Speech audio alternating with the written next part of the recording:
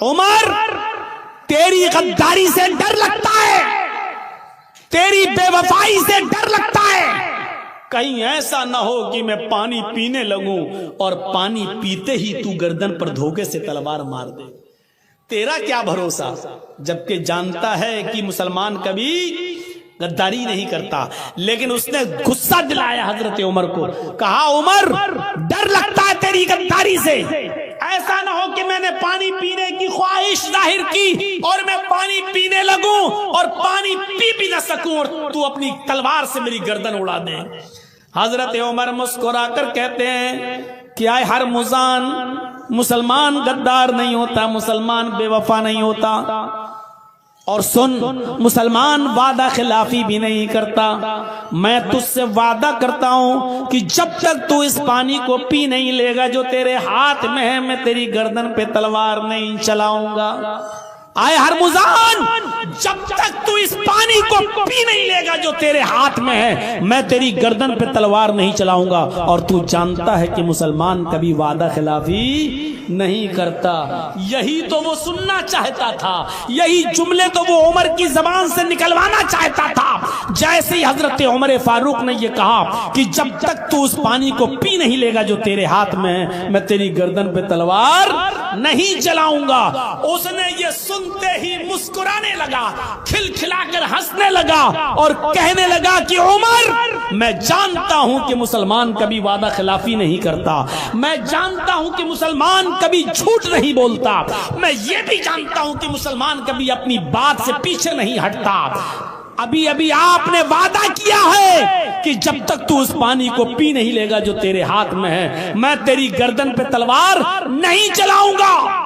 آئے عمر، پانی میں پیوں گا ہی نہیں۔ اس نے وہ پانی کا پیالہ اٹھا کر زمین پر پٹک دیا اور پانی پیالے سمیت پھینک دیا اور کہا عمر، ابھی وعدہ کیا ہے آپ نے کہ جب تک تو اس پانی کو پی نہیں لے گا جو تیرے ہاتھ میں تیری گردن پہ تلوار نہیں چلاؤں گا۔ میں پانی پیوں گا ہی نہیں، نہ میں پانی پیوں گا اور نہ تیری تلوار میری گردن پر چلے گی۔ اور میں جانتا ہوں کہ مسلمان کبھی وعدہ خلافی نہیں کرتا۔ بھائی انسانیت کی اے بچوں، یا تو چلے جاؤ یا بیٹھ جاؤ، یا تو جاؤ یہاں سے یا پھر بیٹھے رہو۔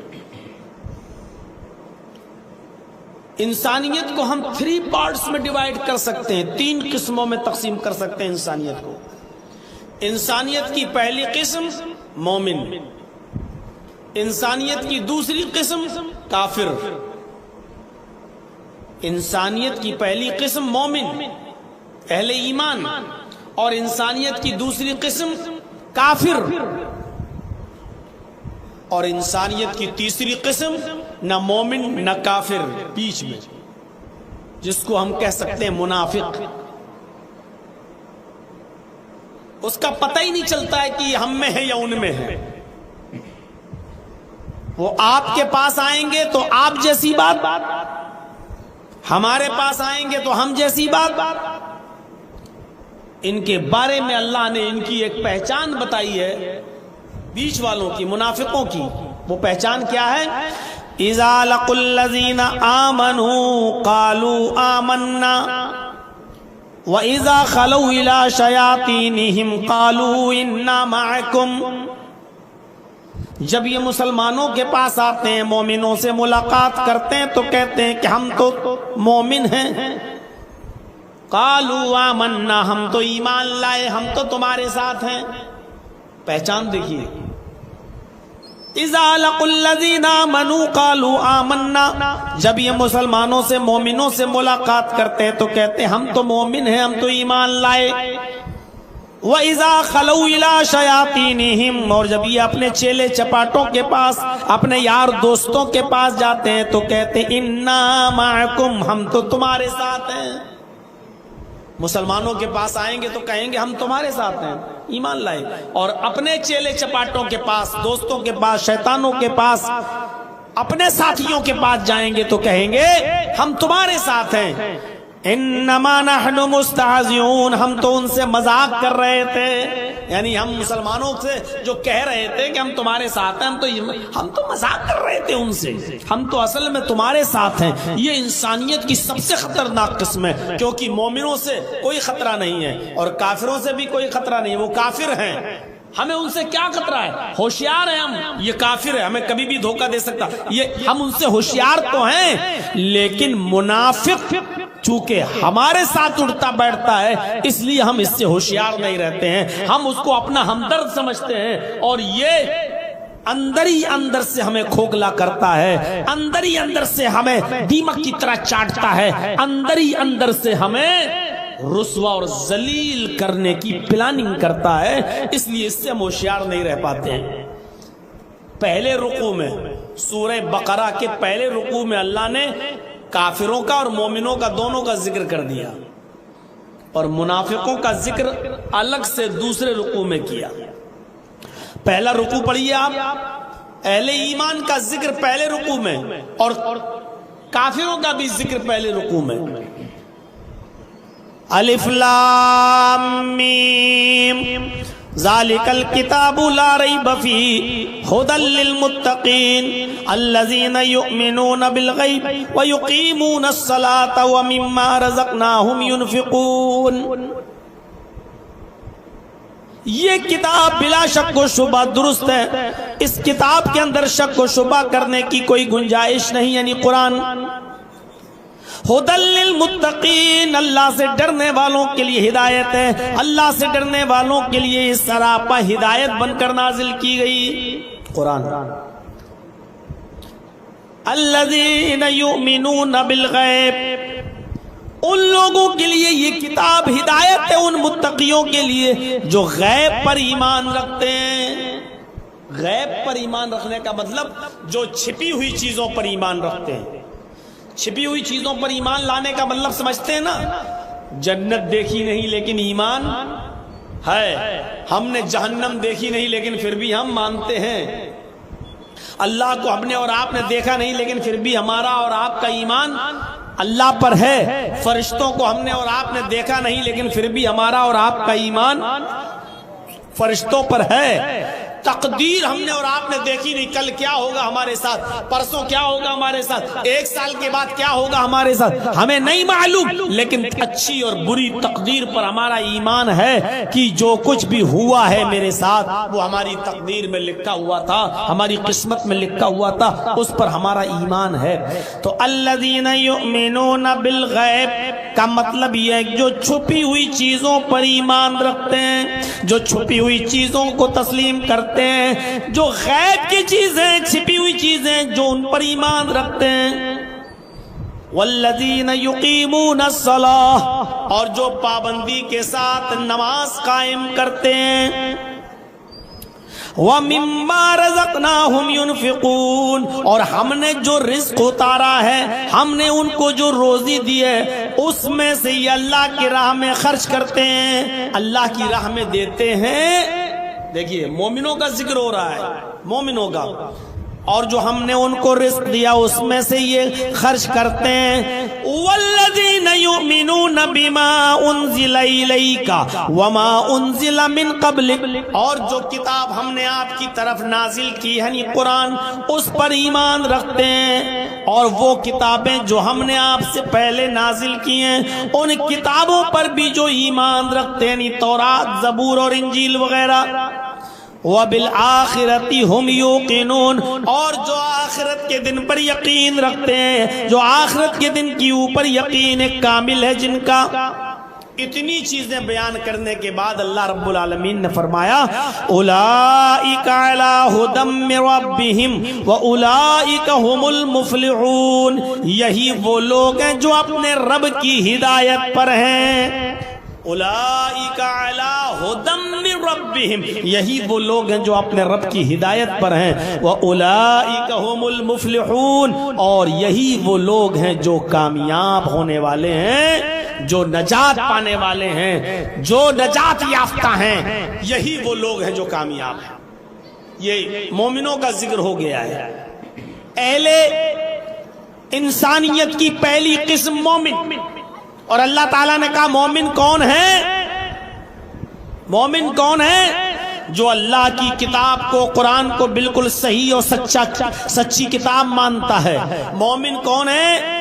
جو غیب پر چھپی ہوئی چیزوں پر ایمان رکھتا ہے، جنت، جہنم، قیامت اور فرشتے اور اس کے رسول، ان تمام چیزوں پر جو یقین رکھتا ہے، ایمان رکھتا ہے، چھپی ہوئی چیزوں پر، یہ مومن ہے۔ جو 5 وقت کی نماز قائم کرتے ہیں، ٹائم سے پڑھتے ہیں اور اللہ کے دیے ہوئے رزق سے خرچ کرتے ہیں اور قرآن پر ایمان رکھتے ہیں اور ان کتابوں پر بھی جو ہم نے اتاری ہے، تورات اور زبور اور انجیل، اور قیامت کے دن کے اوپر جو یقین رکھتے ہیں، ان لوگوں کو مومن کہا اور ان لوگوں کو اپنے رب کی ہدایت پر کہا اور ان لوگوں کو کامیاب کہا۔ اللہ نے پہلے رکوع میں اہل ایمان کا ذکر کر دیا ہے۔ آئیے اس رکوع میں اب انسانیت کی دوسری قسم کا بھی ذکر کیا جا رہا ہے۔ انسانیت کی دوسری قسم، اور وہ بھی خطرناک قسم، کون؟ کافروں کا ذکر کیا جا رہا ہے۔ ایمان، اہل ایمان کا ذکر ہو گیا، اب کافروں کا ذکر اللہ تبارک و تعالی نے کیا، اور کافروں کا ذکر دیکھیے کس انداز سے کیا۔ ان الذین کفروا سواء علیہم اانذرتہم ام لم تنذرہم لا یؤمنون۔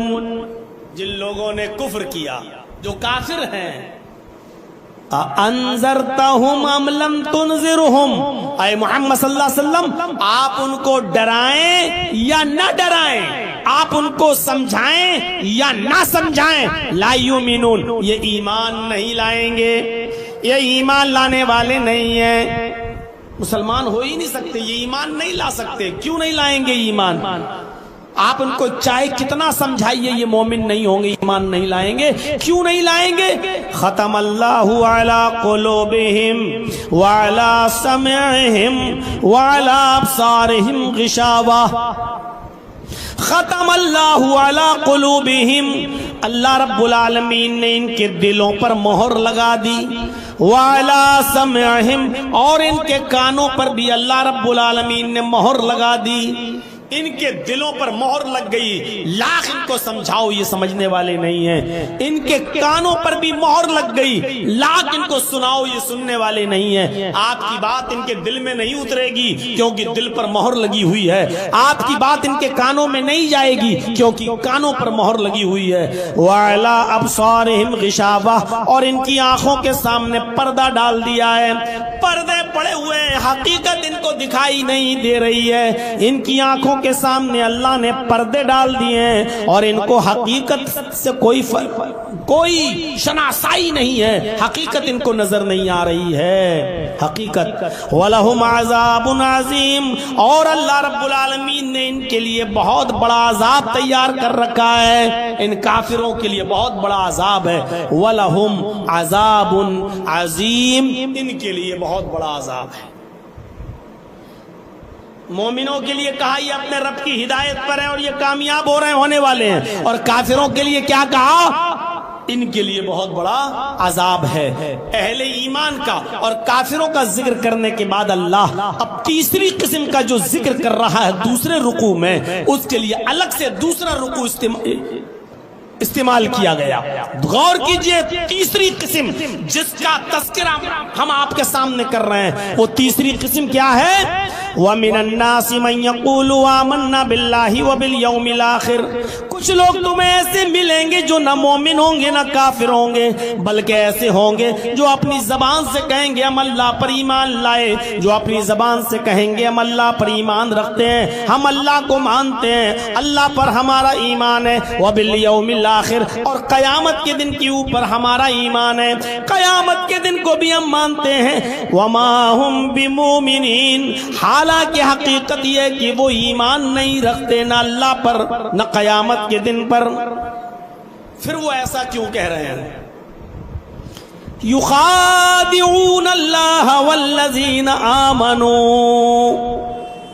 وہ اللہ کو دھوکہ دے رہے ہیں، مومنوں کو دھوکہ دینا چاہتے ہیں، اللہ کو دھوکہ دینے کی کوشش کر رہے ہیں۔ اللہ دھوکے میں آ جائے گا؟ کیا کوئی ہے جو اللہ کو دھوکہ دے دے؟ اللہ کو دھوکہ دینا چاہتے ہیں۔ والذین آمنوا مسلمانوں کو دھوکہ دینے کی کوشش کر رہے ہیں.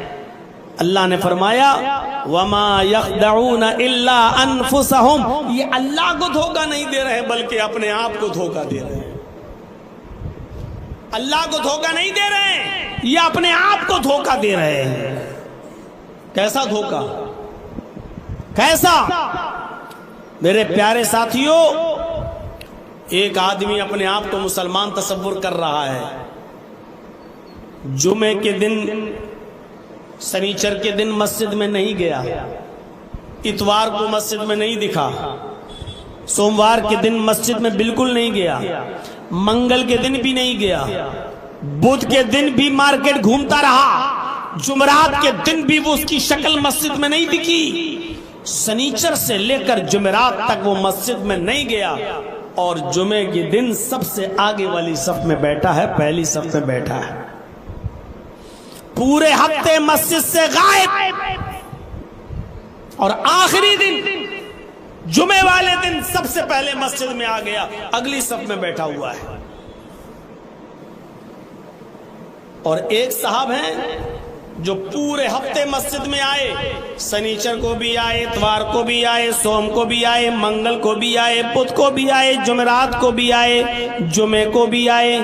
ان کی کوئی نماز کسی دن کسی وقت کی نہیں چھوٹی، وہ تہجد کی نماز بھی پڑھتے ہیں. اب غور کیجئے گا، جو پانچوں وقت کا نمازی ہے اور تہجد کی بھی نماز پڑھ رہا ہے، وہ اپنے آپ کو کہہ رہا میں مسلمان ہوں، اور جو صرف جمعے کے دن کی نماز پڑھ رہا ہے وہ بھی کہہ رہا ہے میں مسلمان ہوں. غور کیجئے آپ. جرجیت صاحب سنیچر کو مسجد میں نہیں گئے، اتوار کو نہیں گئے، سوموار کو نہیں، منگل کو نہیں، بدھ کو نہیں، جمعرات کو نہیں، اور جمعے کو اگلی صف میں بیٹھے ہیں. اور جرجیت صاحب کے بغل میں جو آدمی نماز پڑھ رہا ہے وہ پانچوں وقت کا نمازی ہے اور ایک وقت کی بھی نماز نہیں چھوٹتی، اور تہجد گزار بھی ہے. اب وہ آدمی سوچ رہا ہے کہ یار یہ جرجیت صاحب تو صرف جمعے مسجد میں آتے ہیں پھر بھی مسلمان ہیں، اور ہم تو پانچوں وقت کی نماز پڑھتے ہیں، تہجد تک کی پڑھتے ہیں، ہم بھی مسلمان ہیں. اور جب پورے ہفتے مسجد میں نہ آ کر صرف جمعے کے دن ہی مسجد میں آ جائیں اور نماز پڑھ لیں تب بھی ہم مسلمان رہیں گے، تو پھر ہمیں پورے ہفتے مسجد میں آنے کی ضرورت کیا ہے؟ میرے بغل میں کوئی ایسا آدمی نماز پڑھنے لگے جمعے کی، اب میں سوچ رہا ہوں یار یہ آدمی صرف جمعے کے دن نماز پڑھنے آتا پھر بھی مسلمان ہے، اور ہم پانچوں ٹائم کی نماز پڑھتے ہیں اور تہجد بھی پڑھتے ہیں تب ہم مسلمان ہیں. اگر ایک ٹائم کی نماز صرف جمعے کے دن مسجد میں آ جانے سے ہمارا اسلام باقی ہے، ہمارا ایمان باقی ہے، ہم پکے مسلمان بن سکتے ہیں، تو ہمیں پانچوں وقت کی نماز پڑھنے کی کیا ضرورت ہے؟ ہمیں تہجد کی نماز میں اٹھنے کی کیا ضرورت ہے؟ ہمیں سردیوں میں ٹھنڈے پانی سے وضو بنانے کی کیا ضرورت ہے؟ میرے بھائیوں، اب ہم یہ سوچ رہے ہیں ہمیں کیا ضرورت ہے؟ جب یہ آدمی صرف جمعے کے دن نماز پڑھ کر مسلمان ہے تو پھر ہمیں بھی جمعے نماز پڑھ لینا چاہیے، ہمیں پانچوں وقت کی کیا ضرورت ہے؟ ہم دھوکے میں آ رہے ہیں. لیکن جو سچا مسلمان ہوگا وہ کبھی دھوکے میں نہیں آئے گا. جو پکا مسلمان ہوگا وہ کبھی دھوکے میں نہیں آئے گا. وہ کیا کہے گا؟ ارے صاحب تم اپنی قبر میں جاؤ گے، میں اپنی قبر میں جاؤں گا، تمہیں اپنا حساب کتاب دینا ہے، مجھے اپنا حساب کتاب دینا ہے. ہم تمہاری قبر میں نہیں جائیں گے اور تم ہماری قبر میں نہیں جاؤ گے. تمہیں اپنے کرموں کا حساب و کتاب دینا ہے اور مجھے اپنے کرموں کا حساب و کتاب دینا ہے. وہی چیز اللہ رب العالمین نے فرمائی، جو پکا اور سچا مسلمان ہوگا وہ دھوکے میں نہیں آئے گا. یہ اللہ کو دھوکہ دے رہا ہے، سوچ رہا کہ اللہ دھوکے میں آ جائے گا. دیکھ اے اللہ سنیچر کو نہیں آیا، اتوار کو نہیں، سوموار کو نہیں، منگل کو نہیں، بدھ کو نہیں، جمعرات کو، لیکن جمعے کو آ گیا. دیکھ میں مسلمان ہوں، میں جمعے کو. اللہ کو دھوکہ دینے کی کوشش کر رہے ہو، پکے اور سچے مسلمانوں کو دھوکہ دینے کی کوشش کر رہے ہو. نہیں، اللہ نے کہا وَمَا يَخْدَعُونَ إِلَّا أَنفُسَهُمْ، یہ اپنے آپ کو دھوکہ دے رہا ہے، اللہ کو نہیں، مومنوں کو نہیں، اپنے آپ کو دھوکے میں رکھا ہوا ہے. یہ سمجھ رہا ہے کہ لوگ ہمیں مسلمان سمجھ رہے ہیں، جبکہ اللہ کے رجسٹر میں یہ آدمی مسلمان نہیں ہے. میرے پیارے ساتھیوں، ہمیں اور آپ کو غور کرنا چاہیے. اور سوچنا چاہیے کہ ہم انسانیت کی سب سے زیادہ خطرناک قسم میں تو داخل نہیں ہیں. کہیں ایسا تو نہیں کہ ہم اپنی زبان سے کہتے ہیں کہ ہم اللہ کو مانتے ہیں اور قیامت پر ہمارا ایمان ہے اور ہم مومن نہ ہوں؟ کیونکہ اللہ نے یہ کن لوگوں کے بارے میں کہا ہے؟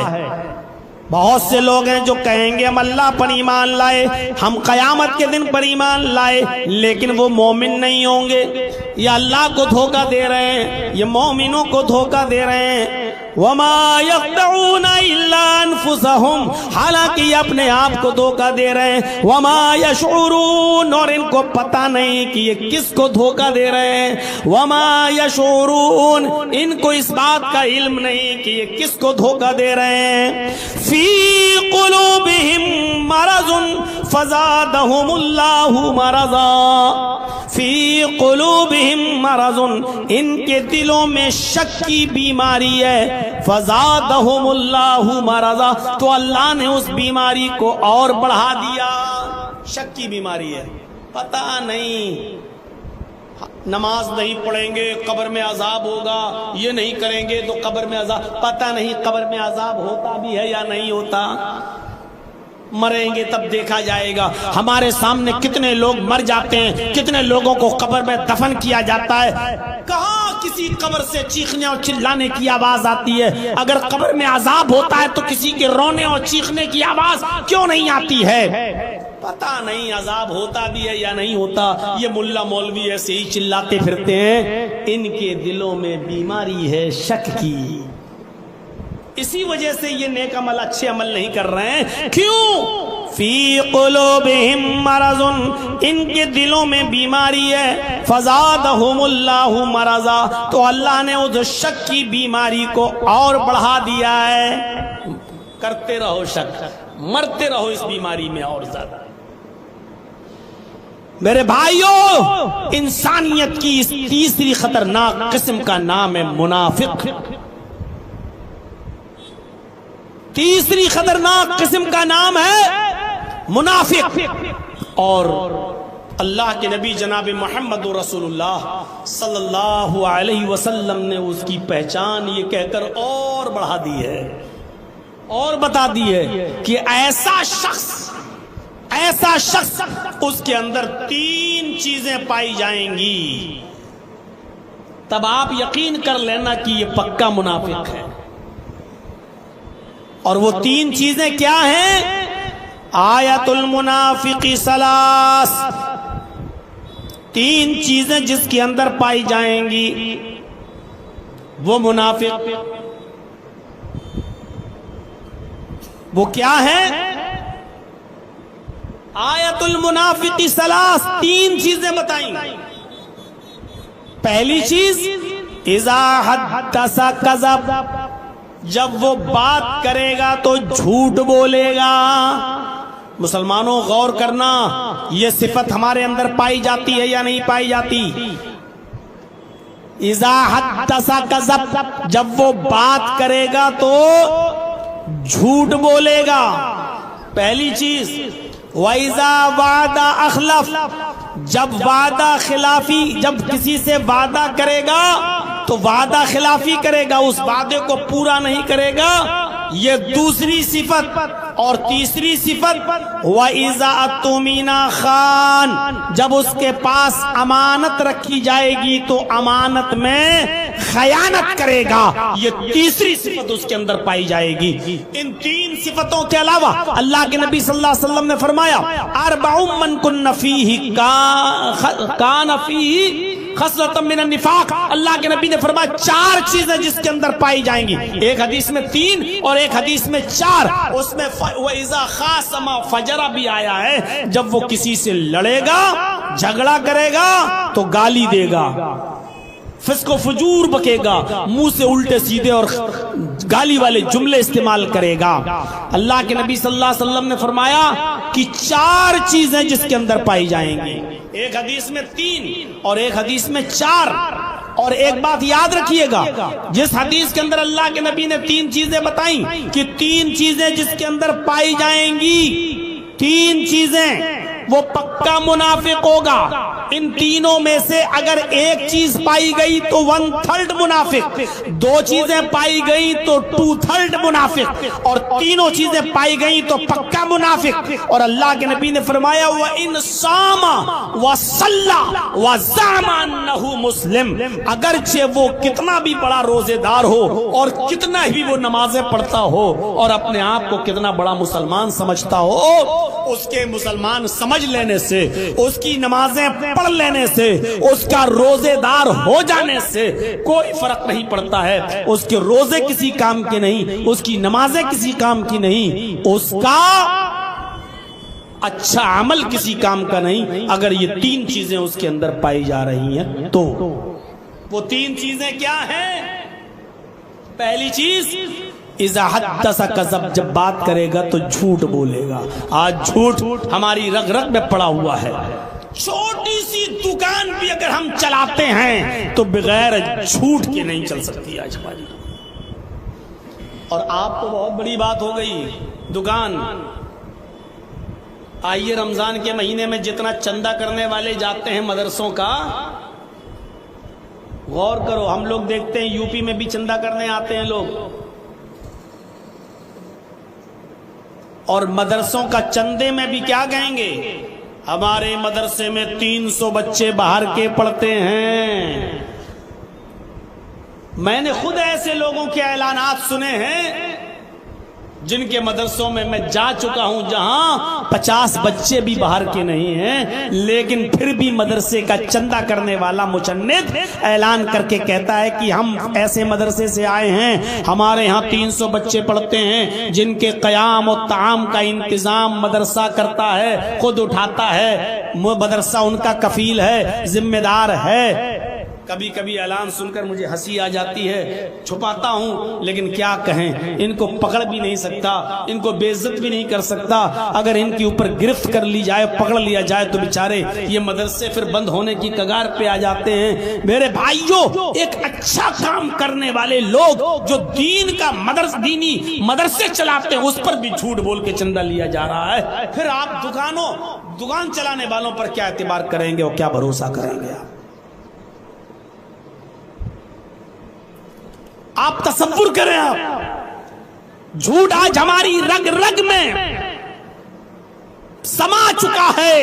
اور اللہ کے نبی کہتے ہیں چاہے کتنا نمازیں پڑھ لو اور چاہے کتنے, وَإِنْ صَامَ, روزے دار ہو, وَصَلَّى, نمازی بن جاؤ, وَزَعَمَ أَنَّهُ مُسْلِمٌ, اور اپنے آپ کو پکا مسلمان سمجھنے لگو, لیکن تمہارے سمجھنے سے اور تمہارے نماز پڑھنے اور روزہ رکھنے سے کچھ نہیں ہوگا.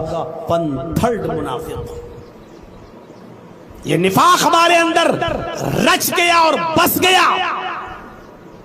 ہم ذرا تصور کریں, امام احمد ابن حنبل کے استاذ اپنا واقعہ بیان کرتے ہیں, اور یہ واقعہ طبقات حنابلہ کے اندر آپ کو ملے گا. امام احمد ابن حنبل کے استاذ اپنا واقعہ نقل کرتے ہیں اور کہتے ہیں کہ ایک مرتبہ امام احمد ابن حنبل نے اپنے استاذ کا واقعہ نقل کیا اور کہا کہ میرے استاذ محترم ایک مرتبہ کسی جنگل سے گزر رہے تھے اور انہوں نے ایک مری ہوئی ٹڈی کے ٹکڑے کو دیکھا جو زمین پر پڑا ہوا ہے. ٹڈی تو آپ سمجھتے ہی ہوں گے, ہم لوگوں نے بھی پڑھا ہے لیکن دیکھا کبھی نہیں ہے ٹڈی کی ہوتی کیسی ہے. بس اتنا جانتا ہوں کہ 2 مردہ چیزیں حلال ہیں.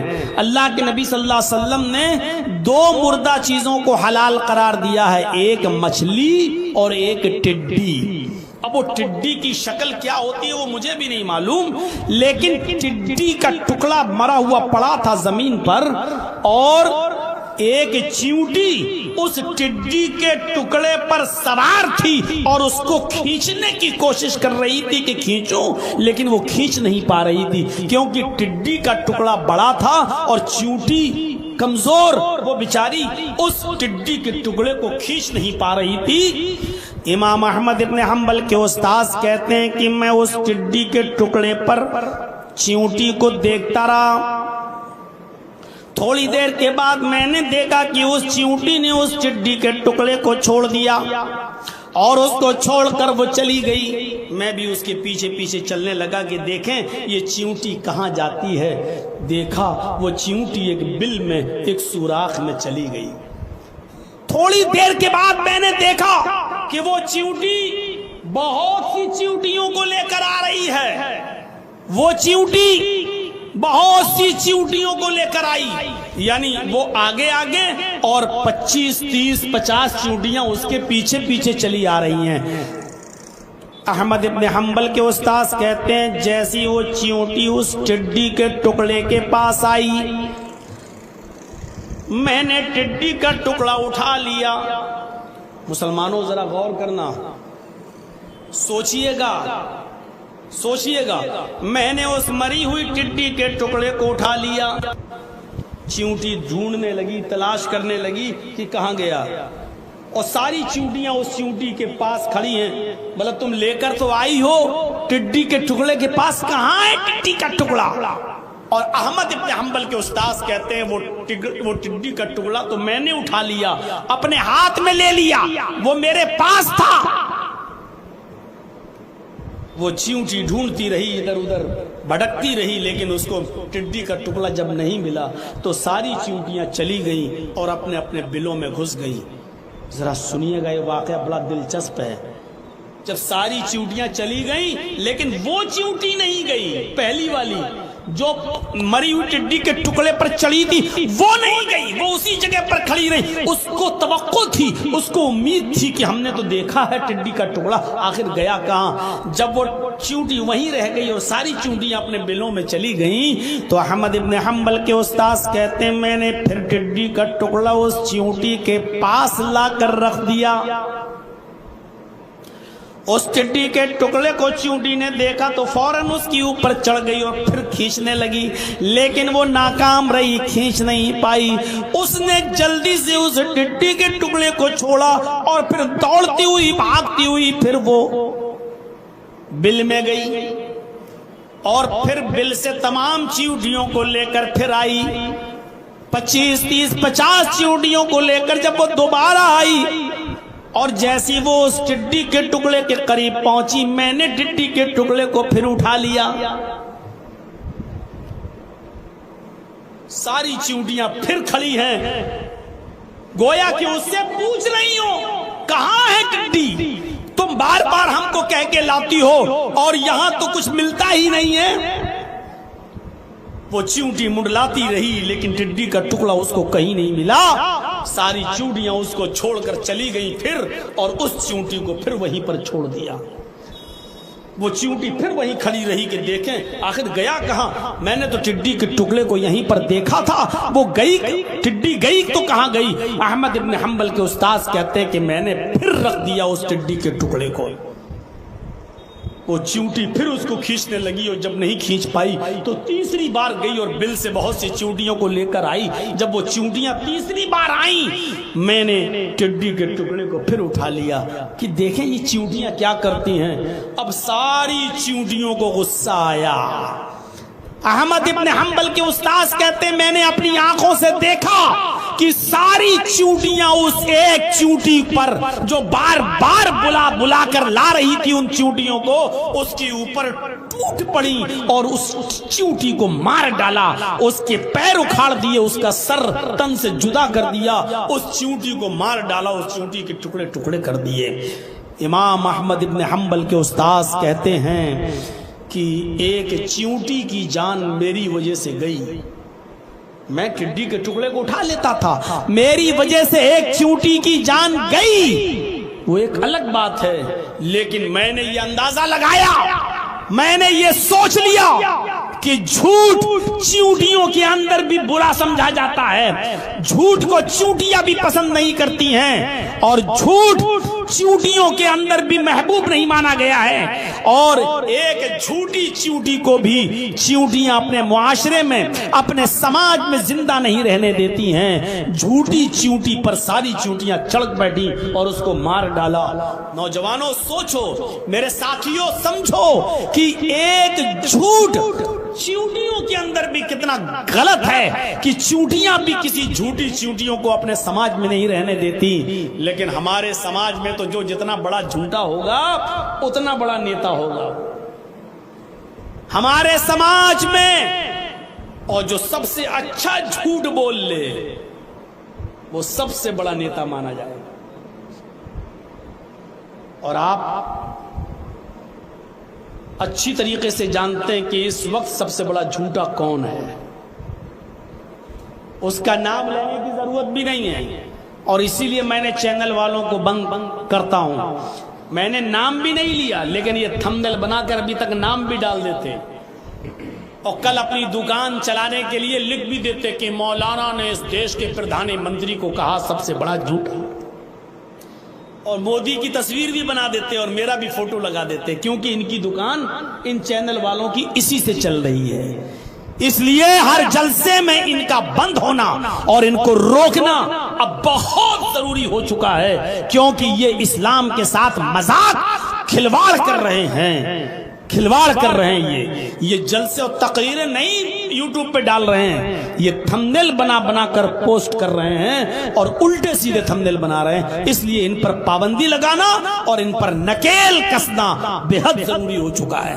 تو میرے پیارے ساتھیوں، آپ دیکھ رہے ہیں جو شاندار جھوٹ بول لے، جو خوبصورت جھوٹ بول دے، اس کو سب سے بڑا سیاسی اور راجنیتک اور پولیٹیکل انسان مانا جاتا ہے، اس کو سب سے بڑا نیتا مانا جاتا ہے، جو جتنا اچھا اور جتنا شاندار جھوٹ بولتا ہے۔ جھوٹ چیونٹیوں کے اندر بھی برا سمجھا گیا۔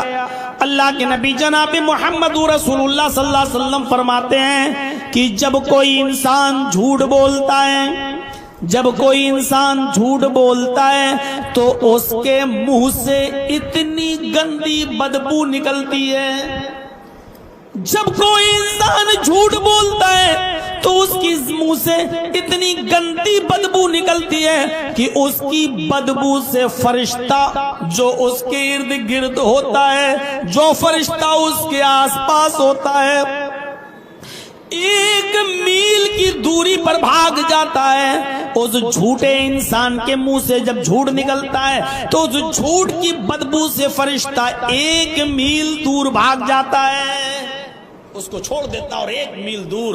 بتائیے، اچھے فرشتے، نیک فرشتے، نیکیاں لکھنے والا فرشتہ بھی جھوٹ کی بدبو سے 1 میل دور بھاگ جاتا۔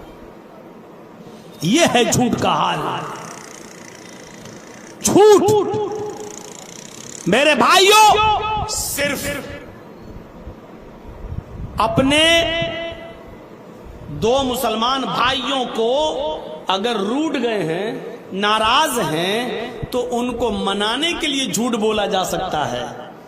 جیسے آپ کہیں، ارے یار آپ کے فلاں آدمی سے ناراض ہیں، ارے یار وہ تو آپ کی بڑی تعریف کرتا ہے، وہ تو آپ کی بڑی بڑائیاں بیان کرتا ہے اور آپ اس سے ناراض ہیں، اور اس آدمی سے یہ کہیں کہ تم اس آدمی سے ناراض ہو، یہ آدمی تو آپ کی بہت تعریف کرتا ہے۔ یعنی دونوں کو بنانے میں اور قریب کرنے میں اگر جھوٹ بھی بولنا پڑے تو اللہ کے نبی صلی اللہ علیہ وسلم فرماتے ہیں کہ وہاں جھوٹ بولنا جائز ہے، وہاں جھوٹ بول کر تم ان لوگوں کو منا لو۔ لیس الکذاب الذی یصلح بین الناس، لوگوں کو منانے میں اور لوگوں کو ایک کرنے میں، لوگوں کو جوڑنے میں اگر جھوٹ بولنا پڑے تو وہاں جھوٹ بول دو۔ جھوٹ بولنے والے کو کذاب نہیں لکھا جائے گا، جھوٹا نہیں لکھا جائے گا۔